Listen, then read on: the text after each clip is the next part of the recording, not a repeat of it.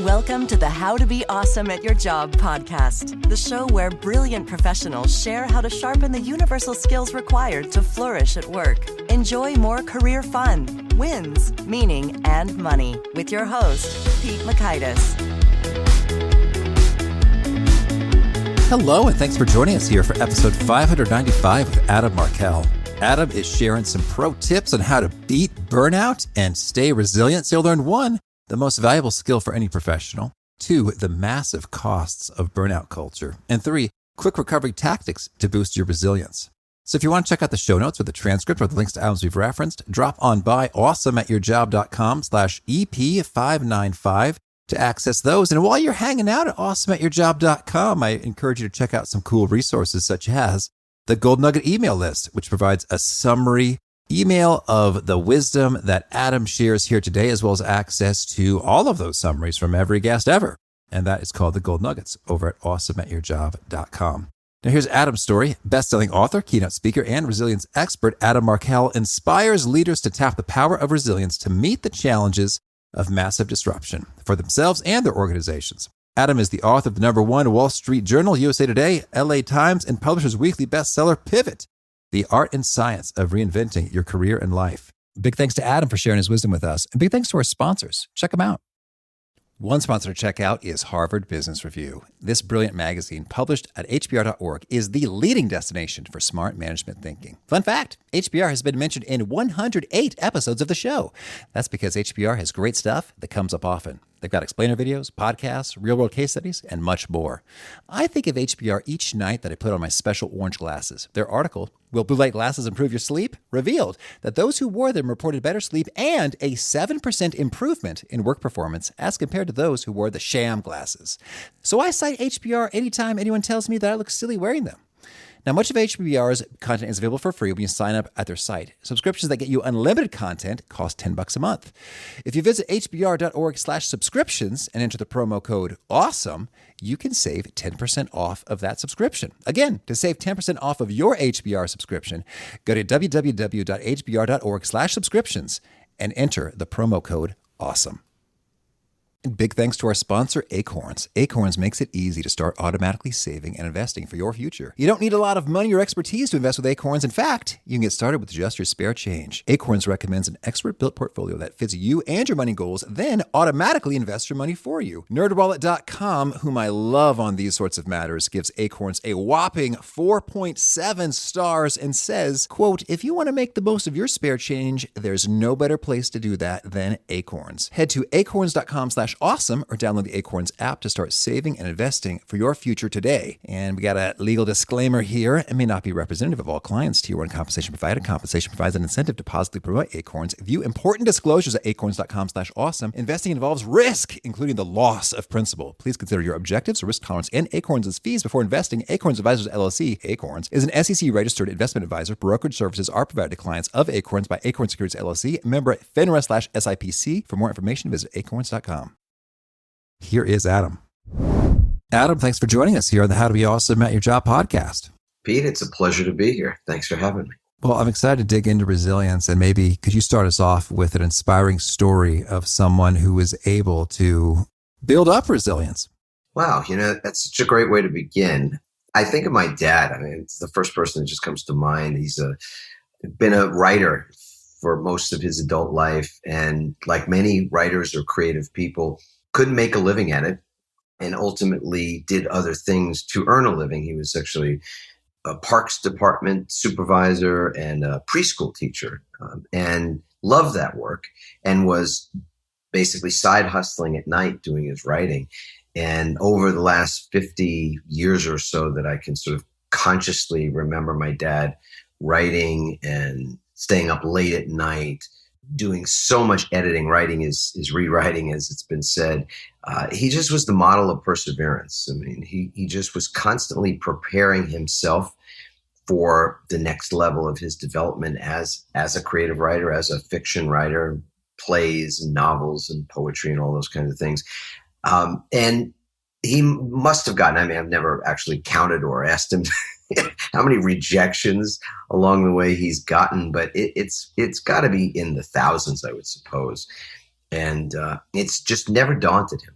he has been the model for me since very, very early on in my life of what perseverance looks like, what tenacity looks like. And resilience in many ways is about that. It's not something that's in your DNA.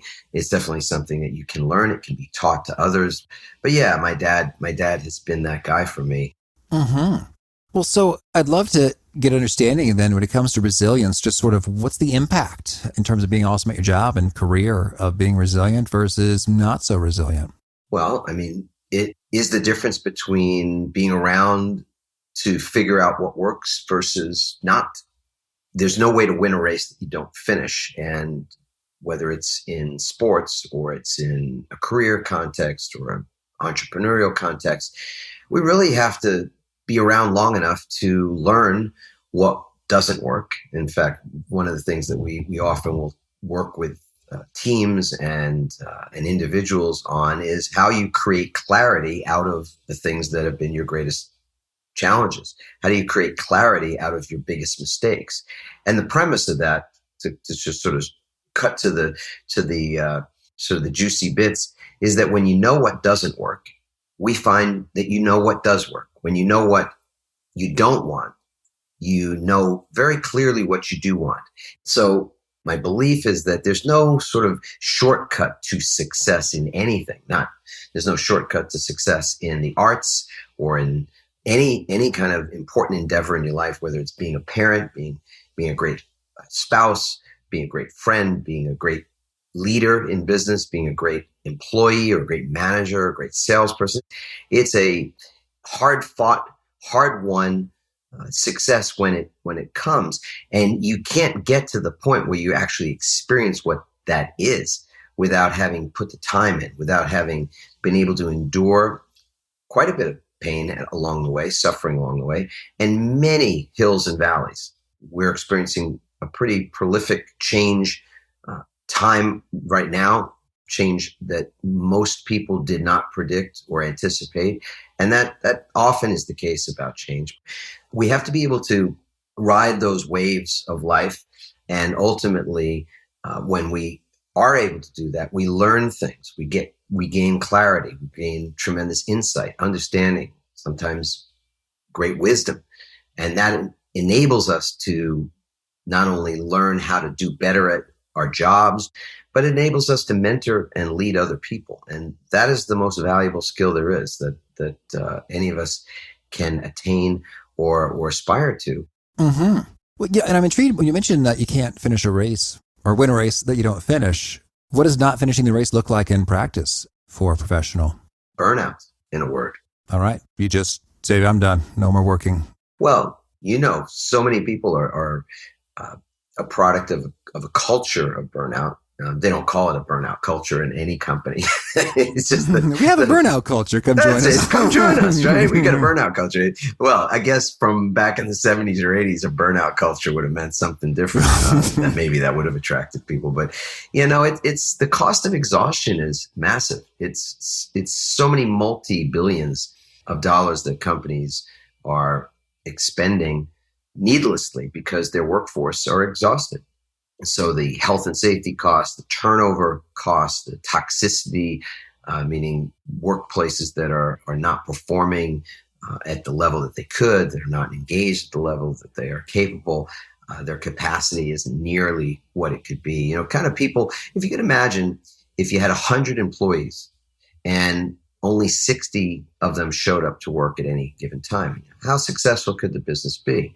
Or let's say the average of the capacity of that group of 100 is 60%. I mean, if 60% on a test would be not a great grade, and it's certainly not something that a company is consciously looking to create, but unconsciously by default they exhaust their workforce and then ultimately wonder why they don't have an engaged and productive team and why they're missing their KPIs and things just aren't as good as they think they could be. Mm-hmm. 60% intriguing. Can you share some of the underlying science behind that figure and how it's derived? Well, when we work with teams and we work with organizations and test them for their resilience, on average, it comes up between 60 and 65%. We use a sort of a MEPS process where MEPS being mental, emotional, physical, and spiritual. So in those four quadrants, we look at how they're performing and what it is that they are doing on a habitual basis, and whether the things they're actually doing on a habitual basis are producing more resilience or producing the opposite. So ultimately, when the data is analyzed across a very wide group, so our data sets are quite diverse, but it's thousands and thousands of people. Somewhere between 60 and 65% is average.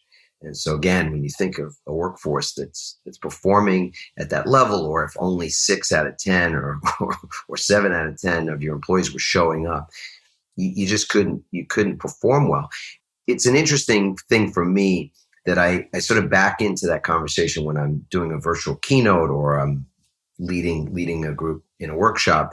I'll start by telling a story from my days as a lifeguard. I was 19 years old, and I worked at a place called Jones Beach. And it's the Atlantic Ocean, and the rip currents are very, very strong. And there was a day in July where I heard a sound that we didn't hear very often at the beach. Lifeguards communicate by whistles. So one whistle meant, you were looking to get somebody's attention.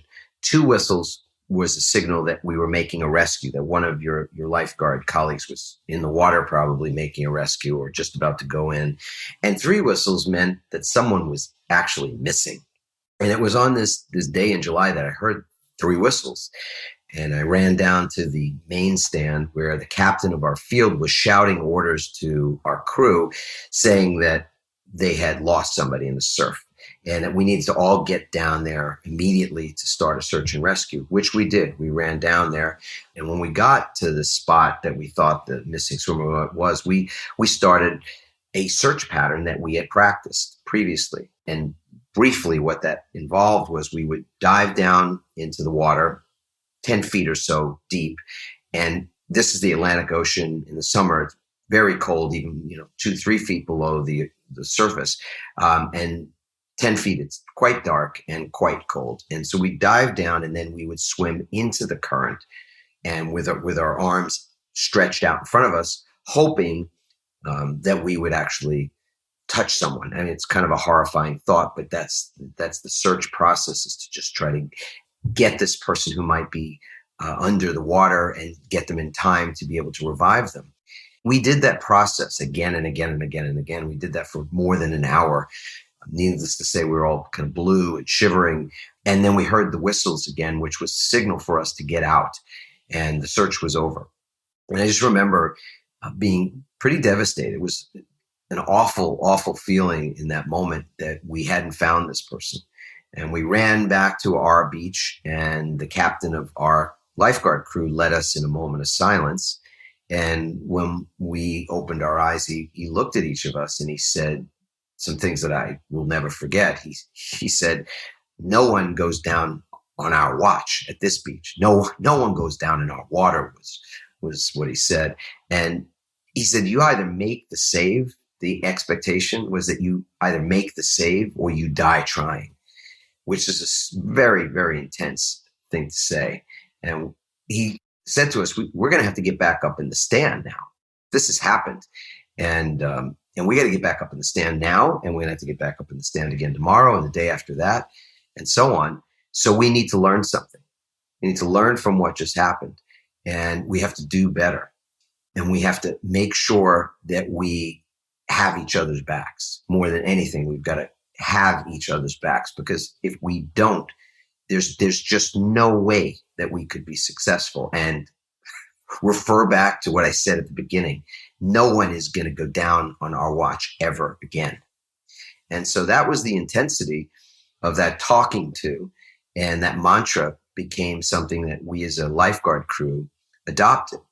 And so this was really my first model of what resilience looked like. And it's been something that had a huge impact on me. And as a footnote to that, for those 7 summers that I worked at that beach, we never lost anybody again. We had an impeccable record.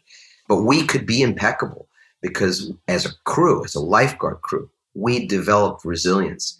And we didn't call it that at the time, but it's looking back at it, that's exactly what we developed. And we're able to then not perform at 60% like we were talking earlier. We performed at 100% or near to it as a group, meaning collectively. We had bad days. People had bad days. People weren't always at their best.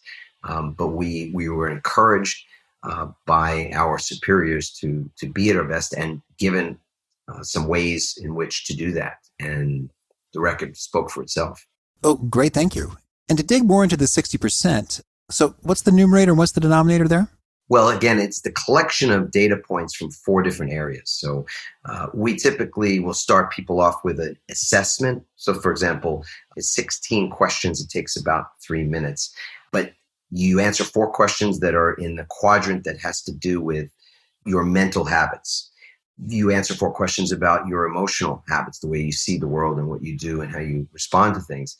And then the same thing for your physical habits, like the amount of sleep that you get, the amount of time that you spend on technology or off technology, things of that sort. And then 4 questions that are based in the spiritual realm, which is not actually spirituality or religion, certainly. It's actually alignment with values. So a good example of that would be you're a family-oriented person. You want to spend time with your family, your kids, or your friends, or others, and you work all the time. So even though your values would be to spend time with those people, you are acting in a contrary way, and so that sits in that category of spiritual because it's in essence a conflict within you or within a person at the level of their values. Mm-hmm. So then what does 100% represent? 100% would represent someone who was answering those questions and then the follow-up on each of those different quadrants in a way that signified that they were recovering. Ultimately, resilience is about recovery. It's the opposite of exhaustion. So similar to how an athlete gets ready for, let's say, an Olympic event or professional sports, they don't run themselves ragged and expect that they'll perform well. Olympic athlete, if they make the Olympics, with the goal being that they win the gold medal. And the margin for error is so thin that they've got to take the best care. They've got to be in the best condition they can be in mentally, emotionally, physically, certainly. And again, at a level that we'll call spiritual, so that they can, on the day in question, just perform at their absolute level best. Versus, again, in most corporate culture, what they reward is kind of the night owl. They reward the billable hours. They reward your willingness to work on the weekends instead of being at your kid's soccer game.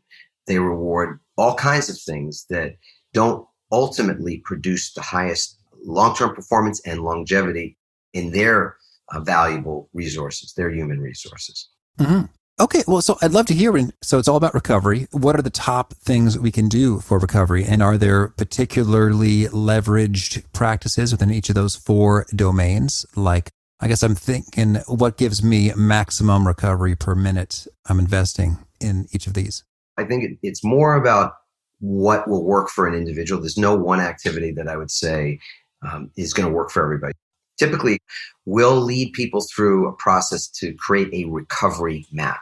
And again, using those 4 quadrants, we ask them to both think about the things that are possible for them. We brainstorm and mastermind about the myriad ways that you can create recovery in those 4 areas. So, for example, taking 20 minutes to put your legs up a wall, meaning you lie down on your back and you scooch up to the wall and just let your legs rest on the wall for 20 minutes and you cover your eyes. And 20 minutes in that position with your eyes closed and something usually covering to just sort of create a blackout environment for you. And you can turn on meditation. You can turn on the Calm app, which I'm not pitching the Calm app, but I just love it. It's so easy to do. And you set a timer for 20 minutes because it's not the kind of a nap where you've, let's say, got an hour or 2 hours or whatever it is to just sleep in the middle of the day. But that 20 minutes of closed eye, feet up the wall, produces the equivalent of for many people, the equivalent of 4 hours of sleep. and the blood flow becomes better. Your blood is going towards your heart. You're taking pressure off of your legs, off of your knees, even off of your hips. And so you can emerge from 20 minutes in that position more energized and more capable of being at your best. So whereas many people, they get to the sort of the middle of the day, I mean, it hits people different times, but they get to a place where they need a nap, but they can't take one, or they won't take one because they don't have a process for that, or permission even. Again, in those cultures of exhaustion, you don't really get permission to do something like that. And ultimately, long term, when you become exhausted, when that person is exhausted, when they become burned out, what do? They perform less well. They are impacting others, kind of infecting others with maybe negativity and negative attitude. So all those things are just easily impacted for the better by small changes. That's the thing that we will often tell folks, is that a drastic change isn't what's required. In fact, it's just creating small changes, so that the recovery map that we ask them to do is to just sort of pick one thing that you could do in each of these areas. So on the mental side, that might be that they just still their minds. You could call it meditation. I'm not a great meditator, but I believe in stillness, and I like to just sit quietly for a period. I'm a person that appreciates prayer. So I'll sometimes sit for 5 or 10 minutes and read something and quietly pray, or just be still. And the benefits to my clarity, to the level of my attention, even to just the energy that I have after I emerge from 10 minutes of just some stillness, is really profound. So that might be something that sits on the mental side. On the emotional side, there are a lot of people that are not dealing with their emotions very well from early on in their lives, from situations and often traumas that occurred during childhood. So for somebody else, on the emotional side, it might be how it is that they let go of things, and a practice of being able to consciously let go of things that are bothering you, or forgiving things that you are still holding on to, hanging on to, whether they're things from 10 minutes ago or from 10 or 20 years ago. So again, it may be that someone is going to commit to that kind of a practice, that each day their new habit will be to check in with their emotions, to just sit with them, even not try to change them, not try to figure things out, not try to reconcile what they're feeling, but just feel how they feel. That's a simple practice. On the physical side, it could be that they're not getting enough sleep. It could be they're not drinking enough water. It could be that what they're eating is really not the best thing, the best things that they could be putting in their body. It could be simply taking a 20-minute walk, really 20 to 30 minutes, as we've come to understand it. I used to think it was 20. Now it's more like 30 minutes. Brisk walk, not running, not sort of breaking a sweat even, but just a brisk walk for 30 minutes during the day. And the benefits to people with hypertension, people that have anxiety. And I think a lot of us have some low levels of anxiety kind of almost all the time. Cortisol is kind of coursing through our bodies often these days. And some people have even greater levels of anxiety or even depression. And so walking for 30 minutes a day has massive impact on their ability to handle stressful situations. And in fact, puts their body in a state of alertness, but not in a state of fight or flight or freeze. And again, that's a small change that they can make that creates a significant positive impact on their ability to stay focused, to be able to work more productively. I personally like the Pomodoro technique, sort of 30 or 35 minutes, and then you take a very concerted, disciplined break for 5 or 10 minutes. And every 30 or 35 minutes, you work at this with this intensity, and then you take a break and often switch your focus to something else. So you don't try to multitask, like 35 minutes and you're checking email and you're answering phone calls and you're writing, some sort of a paper or something. And that's what you're doing in the course of 35, 40, 50 minutes, something like that, which is what a lot of people do. Now, instead, you pick one of those things and you work at it with extreme focus for that same 35-minute period. And then you take a complete break. You close your eyes, you take a walk, you go have a conversation with a colleague about something entirely unrelated to that, or even unrelated to work.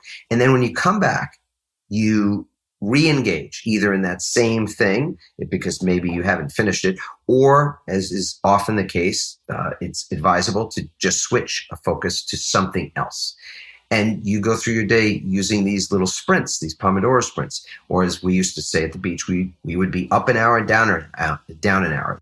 And on the last side, of the spiritual side, again, it may well be that the new habit would be being home for dinner. That was my thing when I was a lawyer. I was a workaholic, like a lot of people, and I would get really productive at about 4:00 in the afternoon, 4 or 4:30. I would hit my stride. And it was usually like about 10 minutes after I would tell my wife on a phone call that I'd be home for dinner. Mm-hmm. So that was the recurring habit. And of course, I don't have to tell you, I hit my stride at 4:30. I wasn't home for dinner. I wasn't seeing the kids at dinner. And some nights I didn't even make it home to kiss them goodnight or read them a bedtime story, which was devastating to me. I remember about a year ago, I delivered a TED Talk where I talked more specifically about an anxiety attack that I had that was masking itself as a heart attack and ended up in the emergency room. And because these things were just troubling me so much, I was exhausted, and I was also doing work that I did not have it was not my calling to do. And it was not something that I had my heart in.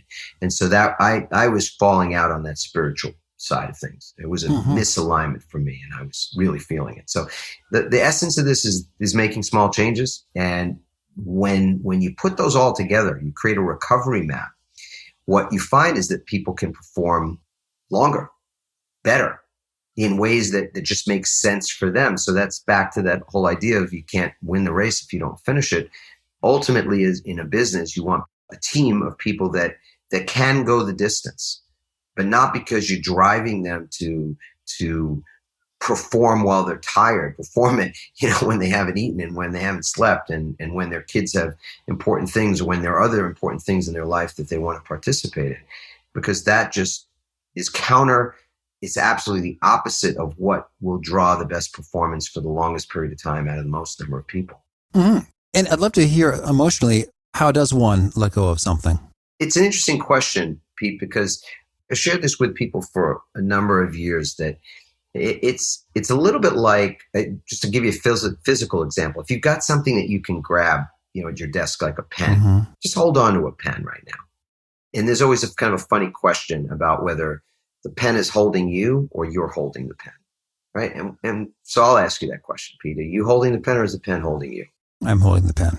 Right. So imagine that pen is something like anger at a parent for abuse or for neglect or for some other thing. A lot of people have issues related to money. And let's say there's an anger about that. It's similar to the pen. The situation in question is not holding on to the person. It's the person that's holding on to that situation, holding on to that anger. I'm not dismissing the fact, and I purposely use something extreme because, of course, we hold on to lots of little things, lots of insignificant things. So to me, on the emotional side, it's a combination of two things. It's and by the way, Pete, just go ahead and let go of that pen now. Okay. Right? Just release it. Open your hand. Let it fall out. I just did the same thing, right? So easy to just let go of something. That's all letting go is. A conscious decision to just release it the way you just released that pen. And there's a second piece, which it's not the thing that everybody's ready for, but it is the magic key. As a mentor of mine has taught me over the years, forgiveness is the magic key. Forgiveness is not about the person or the situation in question that might have caused anybody a particular harm. It's about you. That forgiveness is for is the person who's been hurt. And that's why it's magic. There was some old study years and years ago about people and their anger and how they were able to capture the chemical reaction in a person from just a few seconds of anger. And that chemical that they were able to extract was then injected into laboratory rats. And just a few seconds of that chemical was enough to kill a rat. So that's what's in us. That's what's in each of us when we are holding on to, feeling anger. This just this awful chemical reaction that is certainly not helping us to be anything that we really consciously seek to be. So there's a book that I absolutely love, recommend it. It's called The Presence Process. Michael Brown wrote it. Great, great book in regard to how you do process emotional things, and ultimately you're able to integrate them. I love Michael's philosophy on it, because he doesn't believe that you need to be sort of healed of anything. Nobody's really broken. Okay, great. Well, that's our favorite book. Why don't we keep rolling with your favorite things? Could we hear a favorite quote as well?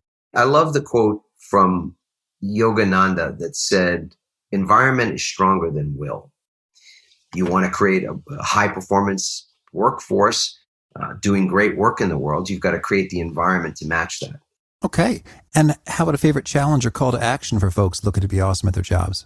Well, I mean, the challenge to me, we've given you this assessment, this resilient leader assessment that people can take. That's a challenge. Take 3 minutes, 16 questions, and see how you score. See whether or not you're actually at a level that's acceptable to you. All right. Well, Adam, thanks so much for taking this time, and good luck in all of your adventures. Thank you so much, Pete. It's been a pleasure. I always love it when a guest shares sort of like a tip or a tactic or something that I have just never considered doing before, but promises cool results. And this one, the thing that struck me here was the lying down and putting your legs on the wall and hanging out there for a big rejuvenation boost.